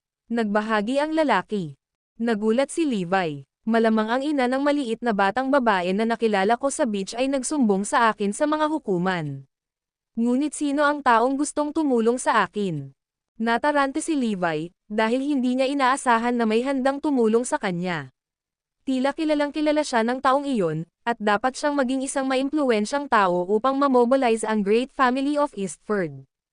Nagtiwala si Levi sa mga lalaking nakaitim at umalis kasama sila. Ang Great Family of Eastford ay isang misteryoso ngunit makapangyarihang pamilya. Malaki ang posibilidad na magkaroon sila ng bihirang gamot at matagal nang nawawalan ng kaalaman at kasanayan sa medisina, na makatutulong ng malaki kay Levi sa kanyang paggaling. Dinala siya ng mga lalaki sa isang liblib na isla sa silangan ng Erudia at pinatire siya doon upang magpagaling. Si Levi ay nakipag-ugnayan o nagpapadala ng mga mensahe sa sinuman, dahil ang kanyang mga host ay nais na panatilihing mababa ang profile tungkol sa bagay na ito. Dahil dito, nagpasya siyang isantabi ang lahat ng iba pang bagay at tumuon sa pagpapagaling muna. Maaaring nakaligtas siya. Kung uminom lang sana siya ng gamot na niregalo namin sa kanya, nakaligtas siya. Nagluluksa ang mga Dragonites sa kanyang pinagsisisihan na desisyon. Ang video na ito ay edited by Urban TV. Kabanata 1439. Si Erudia ay may napakabisang gamot na maaaring magligtas sa buhay ni Levi nang siya ay nasugatan sa mga labanan. Ito ay isang mahalaga at bihirang gamot na narasayon ng maingat. Dahil dito, kahit na ang mga Dragonites ay walang gaanong hawak. Nang marinig nilang iniwan ni Levi ang kanyang gamot sa kanyang anak, asawa, at bago siya umalis patungong Mount Drago, nadama nila na ito ay isang panghihinayang desisyon. Hindi nagtagal pagkatapos ng labanan sa Mount Drago, sina Zoe at Emma ay nakatanggap ng isang parsela. Ito ang mahalagang gamot na iniwan ni Levi para sa kanila. Ito ay muling nagpatibay sa kanilang paniniwala na siya ay hindi isang taksil. Pakiusap, kailangan mong bumalik, tumangala si Zoe sa langit at nanalangin, nobela. Sa kabilang banda, si Emma ay umiiyak ng malungkot. Masakit sa kanya ang kanyang anak ay kailangang magtiis ng napakaraming pagdurusa mula noong ito ay bata pa. Gayunpaman, kung tatanungin ng isa si Levi, igigiit niyang wala siyang pagsisisi at kusang gagawin ang sakit at pagdurusa para kay Erudia. Siya ay ipinanganak upang maging isang mandirigmang Erudian at ipinagmamalaki na maging isa. Isang araw, sa tirahan ni Lopez, si Sean, kasama ang iba pa, ay pumunta kay Zoe at nagbahagi ng isang nakakagulat na balita sa kanya. Hayaan mong sabihin ko sa iyo ang isang sikreto, Zoe. May balita mula kay Kirea na nakita doon si Levi, nakatira sa isang marangyang mansyon. Ang mga salita ni Sean ay nagbigay kay Zoe ng panginginig. Haha, that confirms na traidor siya. Siya ay nagtatamasa ng isang magandang buhay, pagkatapos na ipagkanulo tayo at makatakas mula sa Erudia. Nabalitaan kong ang mansyon ay hindi ng bilyon-bilyon at mayroon siyang daan na mga katulong. Hindi ito chismis, Zoe. Mayroon silang patunay at mga saksi. To think hinihintay mo pa siya. Hindi na siya babalik. Narinig ko pa na gumaling na rin ang mga paa niya. Ang iilan sa kanila ay nagpatuloy, nagtatambak ng mga batikos at pang-iinsulto kay Levi. Gayunpaman, hindi sila ang gumawa ng kwento para suruan ang kanyang pangalan. Tulad ng ibinahagi ng lalaking nakaitim ng Great Family of Eastford, talagang nalaman ng mga serbisyo sa Kirea ang hitsura ni Levi. Sa kasamaang palad para sa kanila, si Levi ay dinala bago nila ito mahanap. Nakalimutan na nga ni Kirea si Levi, ngunit simula nang lumabas ang balita tungkol sa kanya, ginamit nila ang pagkakataong iyon para suruan ang kanyang pangalan sa pamamagitan ng pagpapakalat ng mga chismis na tinatamasa niya ang magandang buhay habang nagtatago kay Kirea pagkatapos na ipagkanulo si Erudia. Nang marinig ang mga Dragonites at mga miyembro ng The Calamity ang mga alingawngaw, natarante sila. Hindi tulad ng karamihan sa mga tao, alam nilang si Levi ang Crown King, kaya matatag silang naniniwala na imposibleng mabubuhay pa siya. Ilang beses na silang naghanap at nag-verify pagkatapos ng pambobomba sa Mount Drago, positibong nasawi siya doon. Sa huli, nagpasyahan nilang si Kirea ang nagpakalat ng chismis upang sirain ang reputasyon ni Levi at Erudia. Kung tutuusin, si Kirea, tulad ni Zarain, ay nagpaplano at mahilig sa gayong mga taktika. Hindi alam ng isang partido na si Levi ay Crown King, hindi alam ng iba na nakita talaga si Levi sa Kirea. Sa pagkasira ng komunikasyon, napalampas nilang lahat ang pagkakataong mapagtantong buhay na si Levi. Ganoon din ang iniisip ni Thierry at ng mga nasa Westford. Hindi sila naniniwala na si Levi ay buhay pa at itinuring ito bilang isang kasuklam-suklam na gawa ni Kirea, na gustong i-demoralize ang mga Erudian. Gayunpaman, nakuha ni Kirea ang kinalabasan na gusto nila. Ang malungkot na insidente ng pagpanaw ng Crown King, na sinundan ng nakakabaliw na balita ng pagkakilala ng kanilang dating God of War, ay dobleng sampal kay Erudia. Natuwa si Prince William sa nangyari at ginawa niya ang The Avengers ng 5 pang-isla. Ang Black Tiger, na nagpasa at nagsagawa ng plano, ay binigyan din ng malalaking pabuya. Gustong-gusto ni Zoe na ipaliwanag sa lahat na hindi traidor si Levi. Ang katotohanang iniwan niya sa kanya ang mahalagang gamot ay matibay na patunay ng kanyang pagkatao. Gayunpaman, alam niya na ang mga walang prinsipyong tao ay tumitingin sa mahalagang bagay na iyon, at ang balita ng pagkakaroon niya ng mahalagang gamot na iyon ay magdadala ng panganib sa kanya at sa kanyang pamilya. Dahil dito, nananatili lamang siyang walang imak at manalangin para sa ligtas na pagbabalik ni Levi. Ang video na ito ay edited by Herban TV. Kabanata 1440. Lumipas ang oras, at 2 buwan na ang nakalipas mula noong labanan sa Mount Drago. Makikitang umusbong ang mga batang shoots mula sa mga nasirang bakuran ng Mount Drago, na sumimbolo sa pagrinyo at bagong buhay. Katulad nito, si Levi ay bumalik mula sa bingit ng kamatayan at namumuhay ng isang bagong buhay. Pagkatapos ng isang magandang pahinga sa liblib na isla ng Great Family ng Eastford, siya ay ganap na nakabawi, at sa katunayan, siya ay maaaring pakiramdam ang kanyang katapangan ay bumuti sa pamamagitan ng lips at hangganan.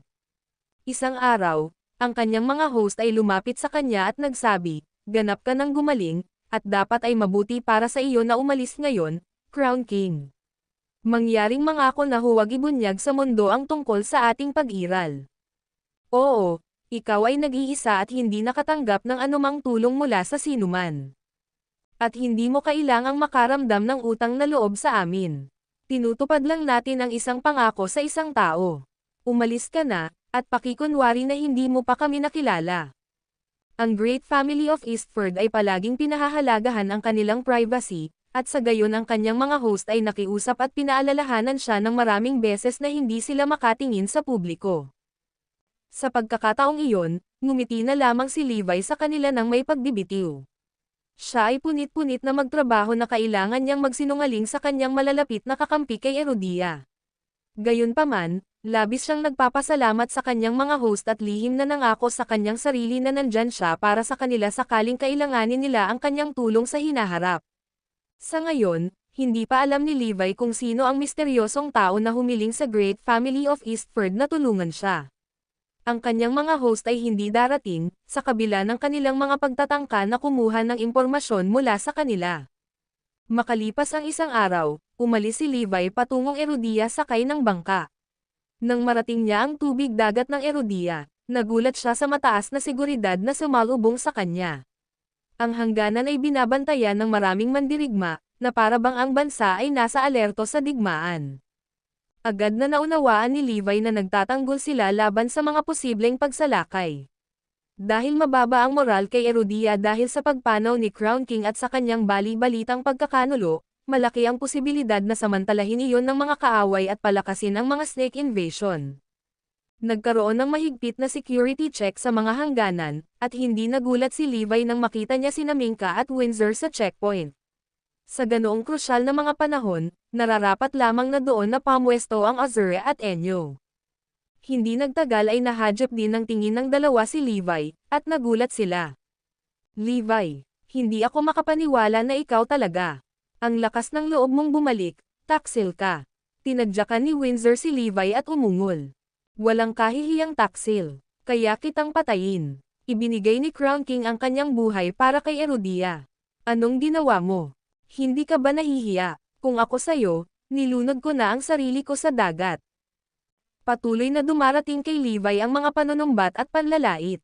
Ang lahat ay nasa isang kaayla-hilakbot na kalagayan, na nagdadalamati pa rin sa pagpanaw ng Crown King, kaya, nang makita nila si Levi na taksil, sila ay nagbulalas sa kanya. Sobrang disappointed din ako sayo.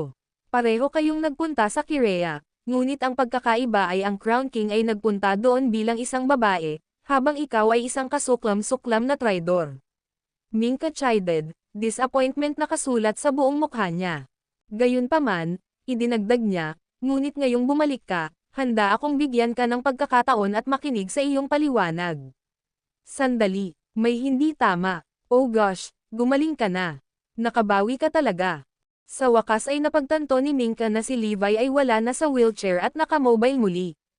Gumaling. Ilang sandali pa ay nag-sink in iyon, at napatitig si Windsor kay Levi na nakanganga ang bibig. Yun ang dahilan ko para pumunta sa Kirea. Pumunta ako roon para magpagamot, at ngayong gumaling na ako, bumalik ako para maglingkod sa bansa. Sabi ni Levi, sabay tawa. Siya ay nasa isang masayang kalagayan, hinalinhan na hindi niya kailangang panatilihin ang mga kasinungalingan tungkol sa pagiging nasa wheelchair bilang Crown King. Sa wakas ay malaya na siya at nagawa niyang maisakatuparan ang kanyang mga plano. Naka-recover ka na ba talaga? Nahirapang paniwalaan sina Windsor at Minka, at nagpalipat-lipat sila para suriin siya ng maigi, nobela. Oo, naniniwala ka pa ba na pinagtaksilan ko si Herodia? Paanong ako, si Levi Garrison, ay magagawa iyon? Tanong niya sa kanila. Umiling sila. Bagamat hindi siya bilang dakila ng Crown King, siya ay isang tapat na sakop at marami siyang nagawa para sa bansa. Paanong ang gayong tao ay magtaksilan sa bansa? Ito siguro ang masamang plano ni Kirea para i-demoralize si Herodia. Tuwang-tuwa si Windsor nang makitang ganap ng gumaling si Levi, dahil sa wakas ay matutupad na niya ang kanyang hiling na makipaglaban muli kay Levi.